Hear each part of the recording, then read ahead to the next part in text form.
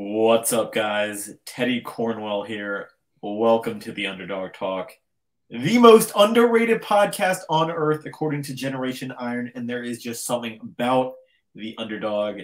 But today we have an absolute beast on the Underdog Talk. I mean, you see him, a registered dietitian, IFBB professional bodybuilder, personal trainer, coach, researcher, guest lecturer. I mean, what can't you do, sir? I mean, ladies and gentlemen, the one and only Chris Tuttle.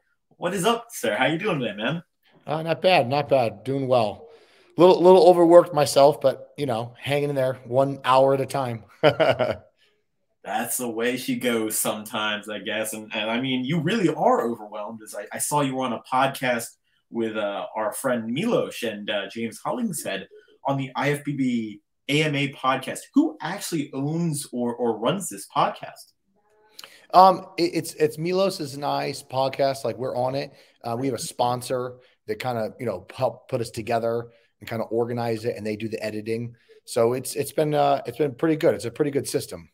Yeah, I've seen this podcast get some guests. I'm like, all right, maybe we have some competition out there.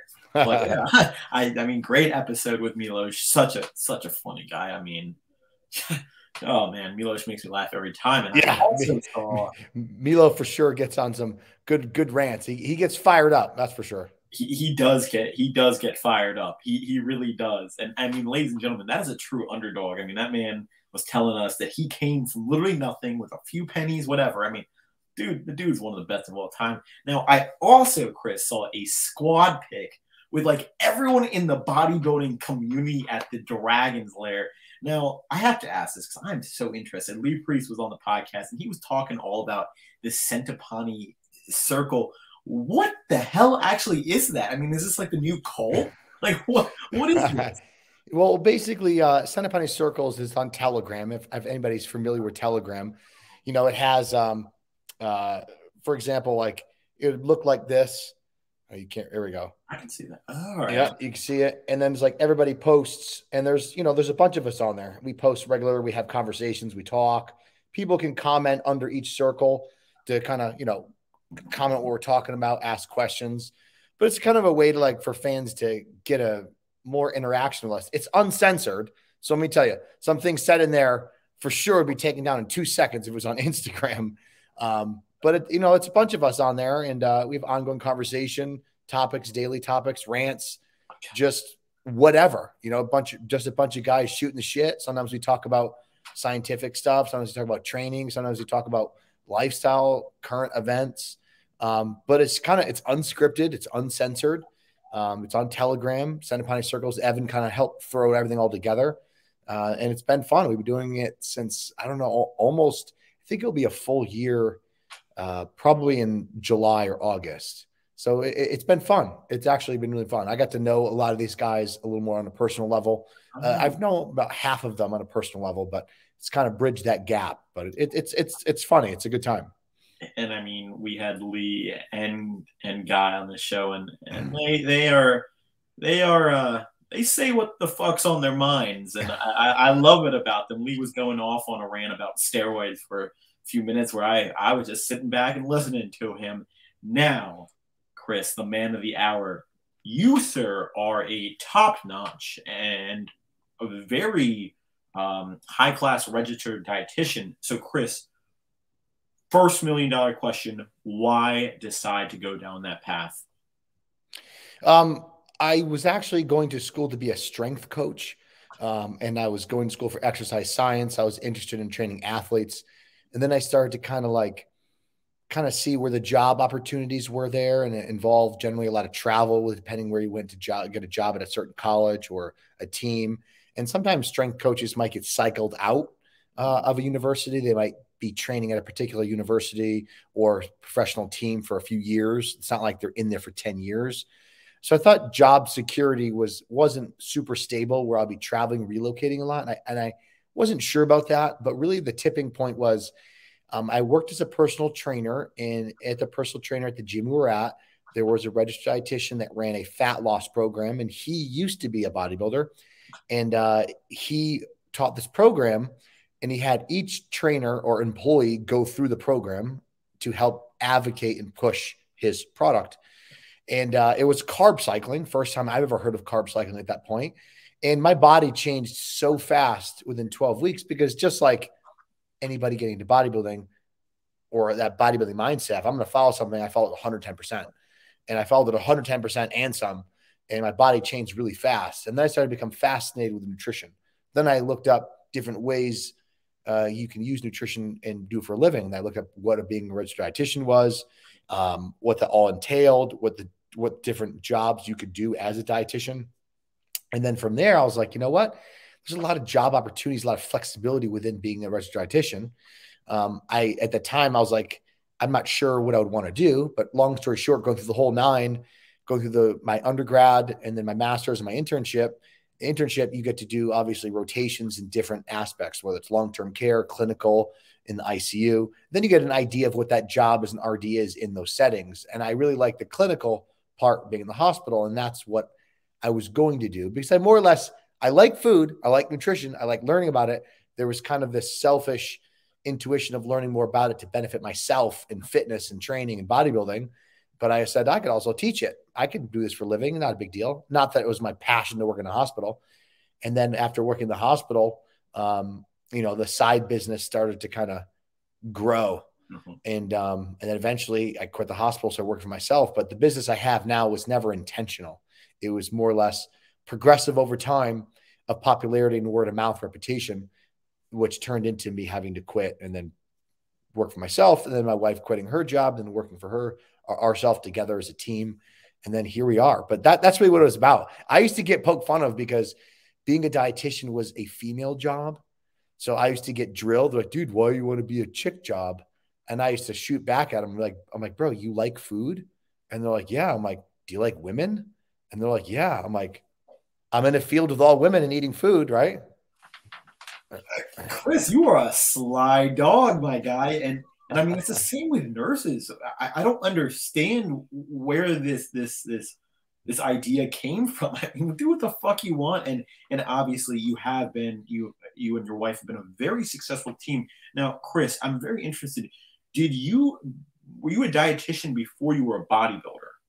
No, I was a bodybuilder first. I was a bodybuilder when I was going to school for exercise. I was transitioning slowly. So I was ending motocross. I raced motocross most of my life. I was ending motocross and moving into the direction of bodybuilding right around the time I was changing my major to nutrition. Okay. I was going to say, do you think you would do, the dietitian if you didn't do bodybuilding? Do you think that had a correlation to you finding the interest in all that? Yeah, because one of the main motivations of running that dietitian's program at the gym I worked at as a personal trainer was to be as light as possible for racing motocross and then learning how to eat to fuel myself as an athlete. So that's where a lot of the nutrition focus and came from. And then I'm like, well, if I know this, I can do a lot, And correct me if I'm wrong. I also read in, stuff that kind of happens to us and is why we're here where we are now. Is it true that you had hypoglycemia and that's really a reason that you wanted to become a dietitian as well?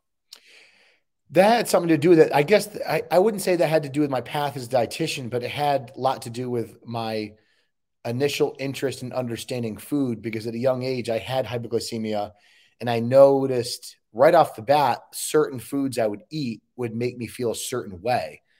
Other foods would make me feel really good. So I started to gravitate towards these foods.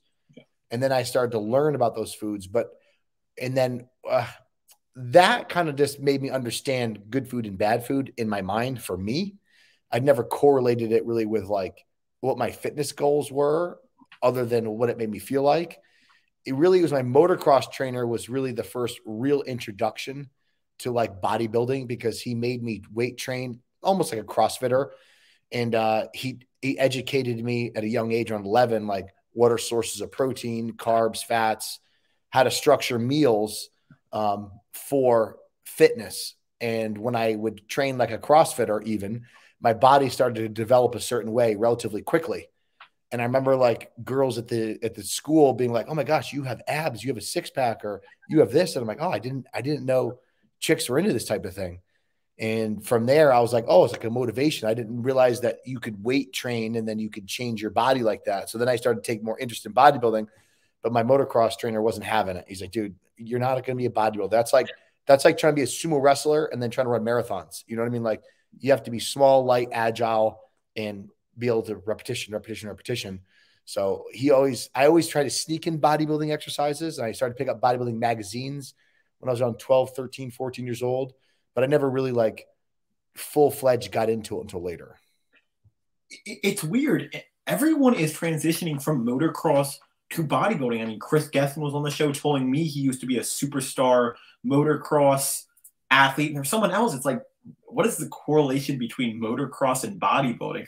I feel like that's a real thing. I haven't been able to find. Yeah, there was somebody else too in the Northeast that did the same. I can't remember his name. And I think I had him on my show, and I'm blanking on who it is. I'll have to Underdog talk. I'll have to get back on that. I know Chris Gethin did it, and then I forgot who else it was. Now, so here's the really big question why I've tried to maneuver to about the dietitian. We've always heard in the bodybuilding industry sphere how important, having a diet is. And it's almost like, would you agree on this, Chris, that a sustained diet is more important than actual training? I mean, we always hear that. How accurate is that? Oh, well, I mean, what context are we referring to? Like general population, or are we talking about more of like the athlete? I would say more of the athlete. I feel like I've heard the term 75% nutrition, 25% training. Is that something accurate? It's hard to say because think about this, right? If you were going to have to like weigh them both and you did no training, but you ate great, you're obviously not going to perform great, right? No. You may or may not look a certain way, but if you trained properly and your diet was okay, you would still have better health parameters overall. It's hard to argue that. It's hard to argue which is more important. But I mean, like, because think about it, you get newbie gains, right? I mean, somebody comes off the street, has never weight trained a day in their life, and they're eating fast food 3 days a week, and all of a sudden they start weight training vigorously in cardio, their body's going to change, right? But then it's going to come to a point where their body's not going to change anymore. And in that sense, if training is a control, nutrition becomes more and more important the more advanced somebody gets, because it's going to be a part of that stepping stone to get to the next level. Yeah.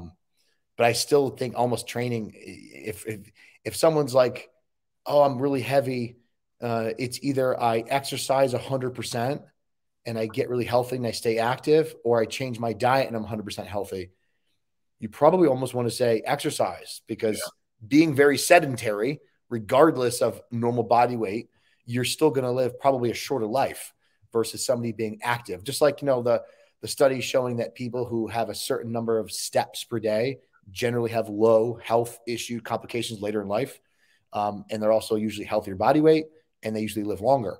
For people who are very extremely sedentary, they usually are also a higher risk of everything else. But then again, when you look at observational studies like that, think of the people who are only moving 4,000 steps a day. They're usually overweight people, right?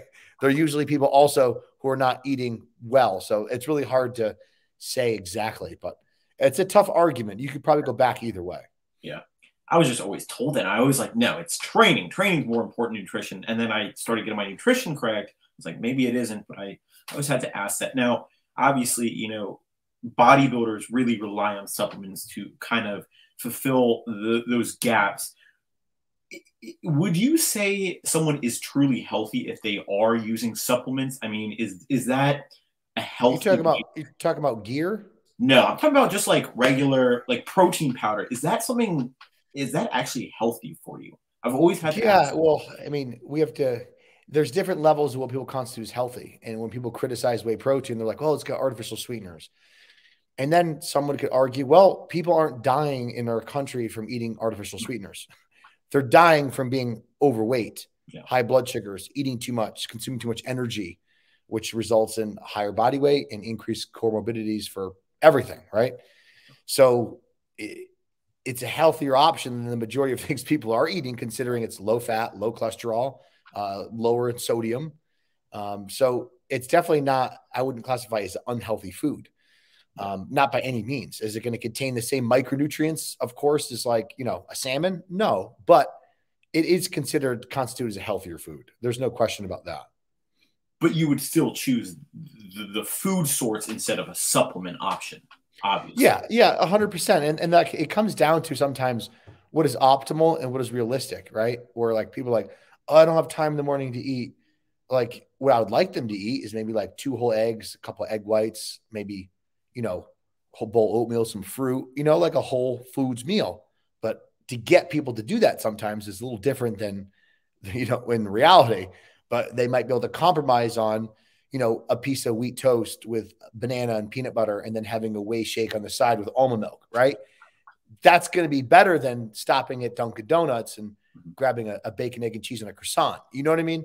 So you got to have different levels of what you're after, what that individual will do to better their outcomes. It might not be optimal, but it's going to be a step away from what they're doing and a step in the right direction. Yeah. Now, speaking of the other supplement, is there a healthy way to use gear? Is there a way where I can have longevity? I can have kids. I don't have to worry about dying young. Honestly, like I come from a family of doctors, and my dad will always tell me, he's like, you put a drug in your body, no matter what for, even if you're taking a drug that's going to counter something else that's happening that you need. For example, like Advil, right? It's like, if you look at the indications of Advil, there's indications that people are hospitalized with the use of Advil. Stomach ulcers, you know, like, so kidney issues with chronic use. So, I mean, everybody looks at Advil as no big deal. So you can't say that either. You can't say ever that there's a way to use gear and not worry or be healthy. There's not. You're putting a drug in your body, and there's ultimately that's going to come to a risk. It might become a calculated risk, meaning being like, well, genetically in my family, I don't have high blood pressure. I don't have high cholesterol. I have longevity. I'm probably not going to use 1,000 milligrams of testosterone per week. Maybe I'll just do 400 and cycle on and off and get my lab work and check my blood pressure and check my labs and try to keep things under, versus like, I have all these health predispositions in my family of early heart attack, high blood pressure, high cholesterol. I'm not going to check my lab work, and I'm going to run tons of oral cycles and DECA and D-ball and throw everything together. So you know, it's like, there's for sure a better way of going about things. There's definitely not, it's 100% scot-free, because I've seen people and I've known people that did 300 milligrams of DECA per week. And after that's it, nothing else. And in the 4th week, their blood pressure was through the roof, had to be hospitalized almost. So he's like, dude, this is not even worth it. I'm like, 300 milligrams, your blood pressure. Genetically, he's got high blood pressure. So he's going to be taking ACE inhibitors and diuretics at like 24 years old just to counter all the effects of anabolics. At what point is it worth it for that individual? It's just not. So like, that's why you can't make that broad statement. Everybody's reaction to drugs is a little different. You're going to get the people who be like, well, so-and-so used gear heavy for 40 years and they're still walking. Well, shit. I know people who smoke 5 packs of cigarettes a day their whole life, never got cancer. But let's be honest. Majority of people who smoke long enough are going to get cancer. You know what I mean? 100%. And there is a risk to do it. I'm not recommending to do it. I always just wondered, is there a safer way, a safer alternative? Now, we hear bodybuilders always talking about getting their blood work done, their blood test. What exactly does this entail? Is this entailing them to get clean of the substances? What does actually a blood test consist of, Chris? So what most people are referring to is most likely a comprehensive metabolic panel plus a CBC and lipids. So like, you're checking your lipids, you're checking your complete blood count, which is going to come up with your hematocrit and your hemoglobin, because anabolics will increase hematocrit, red blood cell count, make sure blood doesn't get too thick, which may eventually result in a stroke or blood being sticky, but it's a little more complicated than just that. Obviously I said lipids, their renal function, see what their B, when their creatinine is going, because obviously the more muscle mass you have, the more you weight train, the higher your creatinine is going to be, which is going to give you a lower eGFR level, how your kidneys are functioning. They might add a cystatin C, which is a way of calculating eGFR without taking into account muscle mass. So that can be more accurate for the bodybuilder to determine their kidney function, especially if that individual is having high blood pressure or chronically up and down blood pressure. Because there's tons and tons of bodybuilders who cook their kidneys because they don't pay attention to the blood pressure, or it's just slightly high and they're like, oh, it's not too bad. And they let it go high for years. Yeah. And that just slowly destroys your kidneys. We look at, I said CBC, I said lipids, said the renal. Obviously electrolytes, you'll look at that, but that's generally never an issue unless somebody's taking like a blood pressure medication that has something to do with higher potassium in the blood. And they're also eating bunch of potatoes and avocados and bananas, which can see potassium go up too high, which is dangerous, which I've seen a couple of times. I've had to correct people's lab work, correct people's diets with people who come back with their serum potassium a little too high. They can also go to the next level and check their CRP, their C-reactive protein, their CKP to see where they are, if they're getting close to rhabdomyolysis or not. So there's general parameters you can check on a regular basis to see how your body's handling what you're doing. So most people are like, oh, I'll get tested when I come off and I'll give my body a break. No, that's dumb. Obviously it's going to be normal. So, or more normal. You want to get your lab tested when you're on the most amount of stuff. So you can get an idea of how your body's handling it. I've seen people take the kitchen sink and you look at their labs and their labs are fine, like fine. Then you see somebody who takes only a few things. You look at their labs, you're like, oh my God, it looks like you just drank like a bottle of coolant. You know what I mean? Like, look, the labs are a mess. The liver values. Oh, that's another thing. Your liver values, your AST, your ALT, your GGT. So you want to see how your liver's doing. See if there's any signs of fatty liver or just liver damage if you're using orals. So there's the things you just keep in check to make sure everything's being reasonable. I used to be a super Nazi about it. I was getting lab work done like every 8 weeks.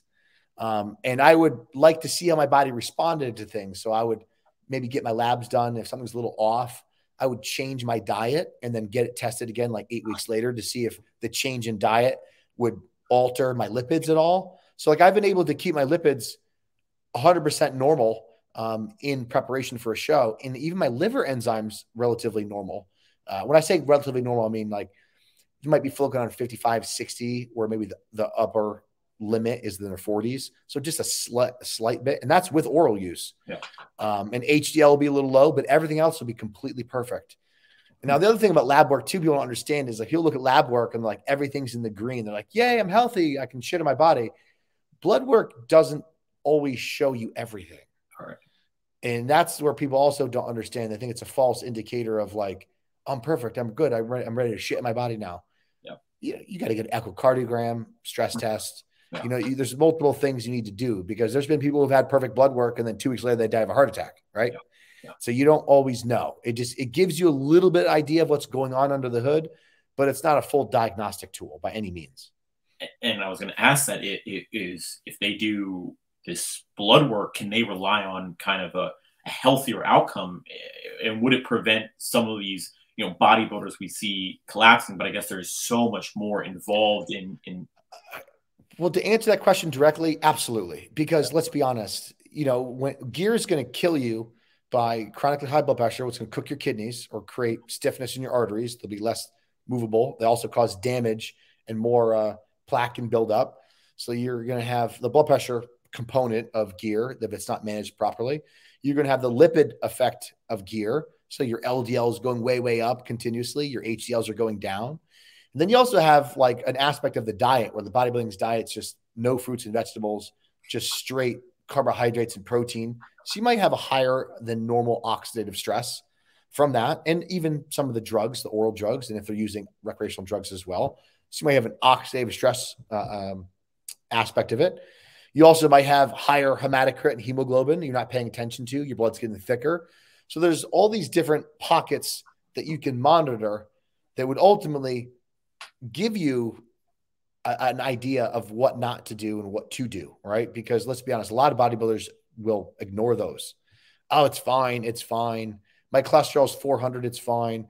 Like I knew a guy, he's actually passed away now in his 30s, early 30s. His LDL cholesterol was 435. His HDL was like a 7. I mean, I'm like, dude, what are you doing? What are you doing? And his diet's nothing but 85% ground beef, white rice, sloppy Joe mix, sugar cereal, just junk. And the dude killed himself essentially with chronic gear use, ignoring blood work. Because if you get blood work regular basis and you're like, oh my God, that's really high, and you bring your lipids all the way down, you manage your lipids, you manage your red blood cells by donating if you need to, or you change your compounds, you manage your blood pressure, you keep an eye, you're obviously going to have healthier outcomes, right? Obviously. Are you going to be scot-free? You can't say.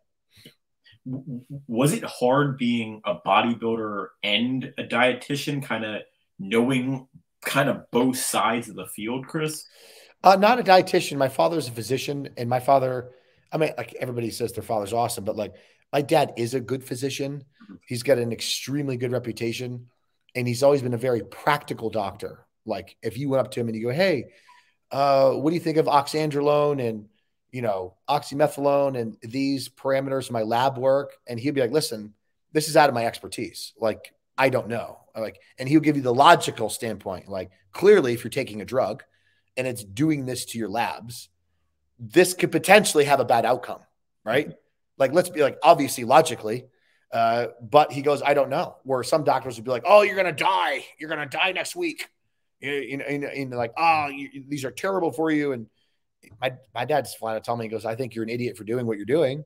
He goes, but like, I'll help you read your blood work and understand it. And keep things under control, or put things into perspective. Because sometimes when people look at something in the red, they're like, oh my God, am I dying?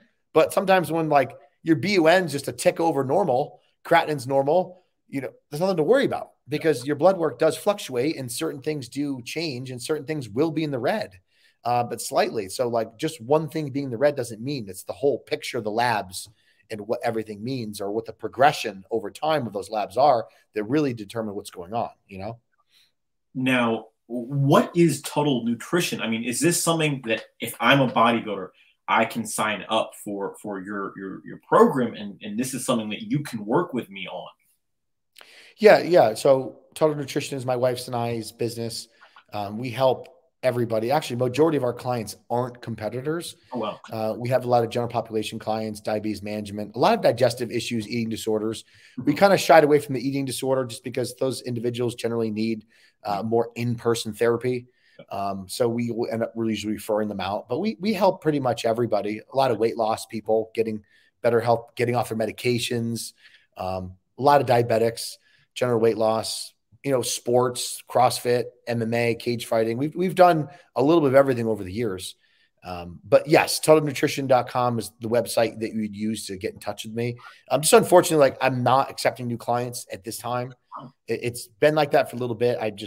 I'm overloaded and I have to work on a few new projects that are kind of in the works. Well, I mean, I'm excited to hear about those new works when they come out. Now, Chris, what has been the biggest satisfaction of being a dietitian? Like, I mean, you've been able to shape so many people's lives. What has been the biggest satisfaction to you? I enjoy helping people, but not just on a nutrition level. Like I have a different level of relationship with my clients than most coaches do. Like I've heard coaches say to me, hey man, don't get too close. I'm like, well, what do you mean? They're like, it's just another number. Like they're just going to come. You're going to do a good job with them. They're going to either win or they're going to lose. They're going to find somebody else, but you don't want to get too attached because it's upsetting when they leave. It is, but nobody stays forever. They really don't. If you look at the percent of people who, jump from coach to coach to coach, some people just want to learn new things. They want to try different approaches, and that's totally fine. The hardest thing is honestly that when you do lose clients, even though they are doing good, because I understand it. I don't get upset. We're still cool. We're still friends. But the most gratifying thing is just honestly just helping people reach their goal. And it really doesn't matter what that goal is, but it's like, I want to better their life. So a lot of times I help my clients, man, like no matter what their nutrition goal is, I tend to, sometimes people aren't where they are because of here. Yes. It's not the nutrition plan that failed them last time. It's in here. So working with somebody over a period of time, I start to pick up on what's going on. Do you know what I mean? Mm-hmm. And I will do a lot more pep talks and video talks with them to kind of be like, listen, man, like your approach is not It's not sound. Your approach is leaving you back to square one every time. Yeah. Doesn't matter what the plan is, you're going to end up back here again because of what you're doing. And that needs to change. And they're like, oh, wow, you're right. And then what, years go by or whatever, they reach your goal. And they're like, Chris, ever since we worked together, I've completely changed my perspective. My relationship's better. My life is better. This is better. That's what means the most to me, is making that. Like having somebody win a show and get a plastic trophy. Yeah, that's cool. But when I change somebody's perspective, what's that saying where it says, if you change the way you look at the world around you will change, right? Because you're not going to be able to change the world, but you can change your perspective of things. So that is resonating really big. And I really try to have that approach, especially with people who struggle with nutrition, because usually people who struggle with nutrition are usually at that point where like they have food on a pedestal. Their relationship with the food is very poor. They don't know how to control themselves. Yeah. They're kind of yo-yoing all the time. And then they're upset with their bodies and their quality of life is just terrible, Yeah. I mean, food really is I mean, there's so much mental games in dieting and all that. I mean, I've learned that when I was doing the bodybuilding. I mean, it's insane. And having a dietitian to really help with that is so needed. I think athletes, general population, really anyone. Now, Chris, finally, what is your biggest tip for someone who is looking to start over, start that new diet? What would one tip of advice be, sir? People need to understand that they got where they are not in a month or two. So you're not going to undo and reach your goal within that same period of time that you think you want to achieve that goal. Don't be so fixated just on the result. It's kind of like, oh, I want to own a Ferrari or I want to own $1 million. It's like, that's like watching your bank account every day, the first job you get, and you watching your bank account go in, here's $100, $200. It's going to be an awful long road watching that dollar climb to that million. So you got to have to fall in love with the process. Yes. And I'll leave, like the saying is, the person who likes walking will walk a hell of a lot further than the person who just wants the destination. Unfortunately, social media has created more of being obsessed with the destination and not so much embracing the path to get there. And ultimately, like when people say, oh, getting on a new diet is a lifestyle, it is. And the reason it has to be is because if it's not, that person's ultimately going to fail. You have to choose something that's sustainable that you can adopt into your life and keep it in a daily habitual habit. So whatever you do can't be extreme from your norm, or else you're just going to fold. Once you reach your goal, you're like, yay. And then you can revert back to your own eating habits. Those eating habits got you where you are. So being realistic and not being so caught up with all the marketing you see over social media and the news and what celebrity came out with some sort of soup diet or some ridiculous pill. Like at the end of the day, there is no easy way. And unfortunately, people keep falling into that mindset. But I mean, America as a whole is still becoming more and more unhealthy. Yet we still have more and more weight loss drugs come all the time. We have more and more people helping people lose weight, but everybody still keeps failing because they still keep falling into that. There must be an easier way. There has to be an easier way versus just adopting and accepting the fact that I have to do X, Y, and Z to get A, B, and C, And I mean, the final saying is Rome was not built in a day, ladies and gentlemen. It takes time. I mean, you got to trust that process. You got to love that process. Chris, it has been such an honor and privilege talking with you, man. Now, the floor is yours. I mean, where can we find your social medias? What's that code we can run up and help you on that HD muscle? I mean, they've got some really darn good products out lately. The floor is yours, fella. Yeah, HD is great. It's C Tuttle, capital C, capital T, my last name, all the way, all caps, C Tuttle. The protein powder digests like unbelievable. My Instagram, I just changed it recently. It's Chris Tuttle.rd. I always forget the dot. Ooh. Chris Tuttle.rd. And then my business page is Tuttle Nutrition. And then one thing I've been working on for a while now is a water enhancer. It's a mineral-based water enhancer. So if you think of something like Mio, but 10 out of 10 people always refer to this as a better flavor than Mio, and it has a mineral component to help with that hydration purpose. We have lemonade and sweet tea. It'll be launching February 1st, but it's been like 2 years in the works, but it's been a long road, but we're finally at this point, you know, so that'll be exciting. And will we be able to find all this on your social media and stuff, the links to get all Yep. this?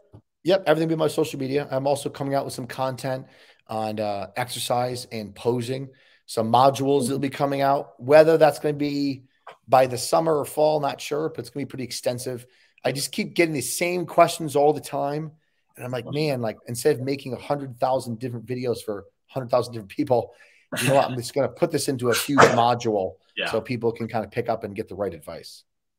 And I mean, first person to use that code at HD Muscle, send me a screenshot. I mean, I'll send you a box full of goodies and autograph from one of the legendary guests we've had. I mean, I'm personally, oh man, I know Mio is going to be fucking pissed because this is the better water enhancer. I mean, ladies and gentlemen, the one and only Chris Tuttle. Please don't forget to check his stuff out. Follow him. Run his codes up. HD Muscle has some superb stuff. We just saw the Mutant partner with them. I mean, you know that's good when Chris and the Mutant are with HD Muscle. I mean, guys, don't forget to like, comment, and subscribe on this video. Hey, until next time, guys, Underdog out.